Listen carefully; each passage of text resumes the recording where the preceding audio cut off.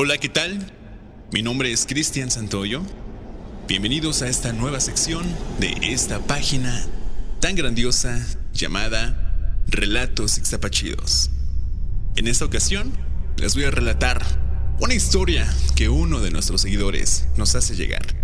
Lleva por título La Bruja del Mirador. Los hechos aquí presentados ocurrieron en la unidad habitacional San Buenaventura, Ixtapaluca, Estado de México. Era cerca de la medianoche del sábado 20 de octubre del año 2007. Yo me encontraba en una fiesta organizada por uno de mis grandes amigos, quien cumplía una vuelta más al sol en aquella ocasión. En el lugar se encontraban otras personas allegadas a mi círculo, aunque debo confesar que había otras con quienes jamás había tenido la oportunidad de convivir. Dicho festejo se desarrollaba de manera habitual. Cabe mencionar que pese a que en el lugar había bebidas alcohólicas, por aquel entonces no consumía absolutamente nada de eso.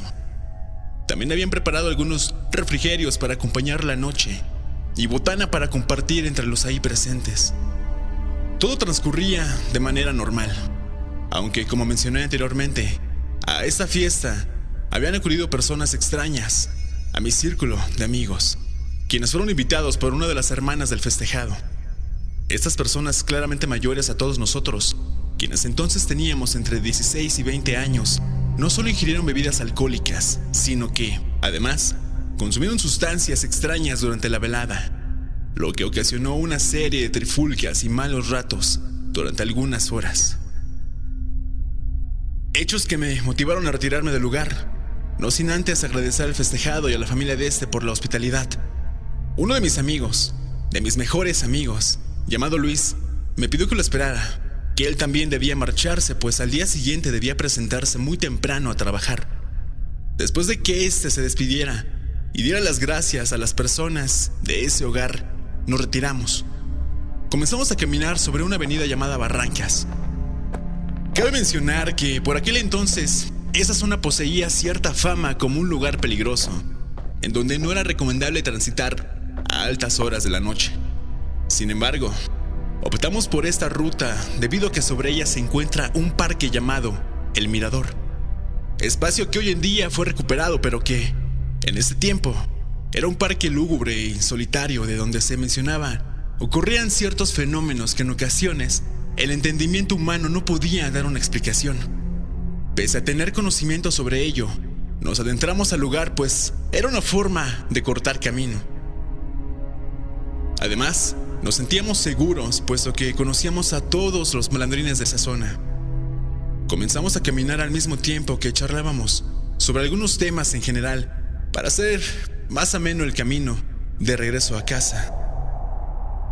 Nos adentramos más y más, observando las luces de los hogares aledaños y contemplando una preciosa vista nocturna de las colonias cercanas a la que nos encontrábamos. No por nada a este lugar se le conoce como El Mirador. Justo antes de doblar sobre una de las esquinas, nos percatamos de un ruido extraño, como bien ocurre cuando se presentan estos fenómenos, y quienes lo hayan vivido van a saber de qué estoy hablando. Tratamos de pasar de manera lógica y elocuente, buscando una explicación para ese sonido, que más que un simple sonido, sonó como la voz de una niña, lo cual no era del todo ilógico. Sin embargo, era muy extraño. Luis y yo giramos, no solamente la mirada, sino el cuerpo completo, para tratar de averiguar de dónde provenía esa voz, pensando de manera racional que en efecto se trataba de una pequeña que yacía perdida o bien se encontraba sola, expuesta a todos los peligros que ofrecía dicho lugar. Esto nos motivó a permanecer unos segundos en silencio, tratando de saber si lo que escuchábamos fue algo real o solo se trataba de la voz de una infante proveniente de una de las casas aledañas. Al no tener respuesta, decidimos continuar con nuestro camino. Recorrimos alrededor de 15 metros, cuando a lo lejos y debajo de un frondoso árbol, pudimos observar la figura de una pequeña niña. Vestía solo con una especie de camisón, percudido al menos. Eso parecía. La observamos ahí, de pie casi frente a nosotros. Debo confesar que en ese momento me invadía un sentimiento de miedo que por pocos segundos me inmovilizó. Sin embargo, después de eso, la parte lógica en mí reaccionó. Y entonces surgió un deseo de acercarme a la pequeña y saber si se encontraba bien. Luis estaba a mi lado, observando lo mismo que mis ojos alcanzaban a distinguir en medio de la oscuridad. Le pedí que me acompañara para saber qué le ocurría a esta niña. Él me pidió que continuáramos con nuestro camino, pero mi parte moral no lo permitió. Comencé a avanzar hacia esa figura pequeña que permanecía de pie. El miedo me invadía, pero no podía simplemente dejar pasar la ocasión. Nuestros pies se apoyaban sobre tierra y pasto seco. Nuestras piernas no respondían del todo, como tratando de prevenir lo que estaba a punto de ocurrir. Continuamos avanzando, ganando terreno. De poco en poco nos acercamos más hacia esa figura infantil que permanecía estática. Al encontrarnos a una distancia aproximada de 3 metros entre la niña y nosotros, observamos cómo de la copa del árbol emanó un rostro desencajado que nos clavó su mirada llena de perversidad.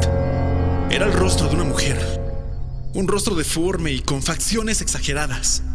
Además, recuerdo claramente haber observado parte de su cabello, un cabello grisáceo y enmarañado. Eso lo vimos solo por un instante, y sin ni siquiera pensar en lo que hacíamos, comenzamos a correr sobre una calle llamada Aves, misma que después de unos metros se encontraba con una avenida denominada Volcanes, la cual nos llevaba directo a casa. Puesto que Luis y yo, además de ser amigos, solíamos ser vecinos, corrimos sin dar marcha atrás. Nuestras piernas reaccionaban por sí solas. En ese momento solo pensaba en estar a salvo, pues algo me decía que esa figura nos perseguía, que esa figura se acercaba a nosotros y corríamos un verdadero peligro. Al momento de llegar a la avenida antes mencionada y justo antes de doblar hacia la derecha para poder llegar a mi hogar, tuve el valor de mirar hacia atrás, sin dejar de correr, por supuesto. Por un breve instante mis ojos observaron la figura de una especie de mujer que se acercaba de manera veloz a nosotros a través del camino que habíamos recorrido. Luis gritaba y me pedía que no lo dejara. Ambos desbordábamos energía, la cual provenía de lo más profundo de nuestro ser, segregada por la necesidad de estar a salvo y poder llegar con bien a casa. Corrimos como jamás lo habíamos hecho. Pocos metros antes de llegar a mi morada, introduje una de mis manos en la bolsa de mi pantalón buscando de manera desesperada las llaves que nos dieran no solo acceso, sino seguridad y tranquilidad de saber que lo habíamos logrado. Luis corrió tras de mí. Yo fui el primero en llegar a la puerta de mi hogar. Con las llaves en la mano y una desesperación brutal, pudimos por fin entrar. No fue sino hasta ese momento en que nuestros cuerpos comenzaron a sentir el cansancio por haber recorrido varias calles a esa velocidad. En ese momento, y gracias al ruido que provocamos al haber arribado a casa de esa manera, mis padres se despertaron y bajaron de inmediato para saber qué es lo que había ocurrido. Antes de decir alguna palabra, y sin estar de acuerdo, ambos, Luis y yo, mencionamos que nos quisieron asaltar. Sabíamos que lo que nos había ocurrido era algo sumamente complicado de creer. Mi padre se acercó a la puerta. Un sentimiento de terror me invadió en ese instante.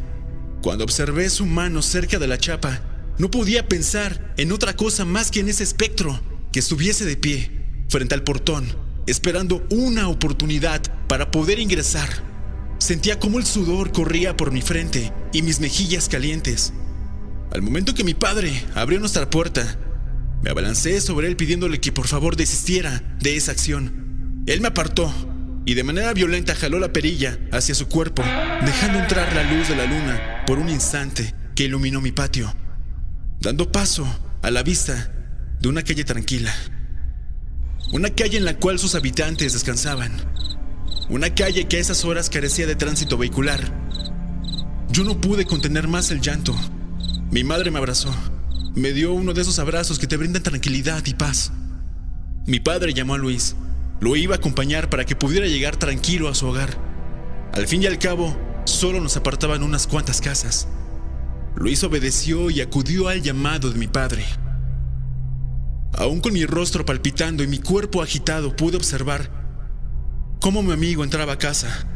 Mi padre permaneció un momento hablando con el padre de Luis. Yo no podía dejar de pensar en lo que habíamos vivido. No podía dejar de pensar, ni siquiera por un instante, en ese espectro, y en que este espectro iba a aparecer por alguna de las esquinas que conforman la manzana. Mi padre regresó a nuestro hogar. Por un momento pude verlo a los ojos y no pude más que agradecerle que estuviera ahí en ese momento tan complicado para mí. Los días transcurrieron con normalidad.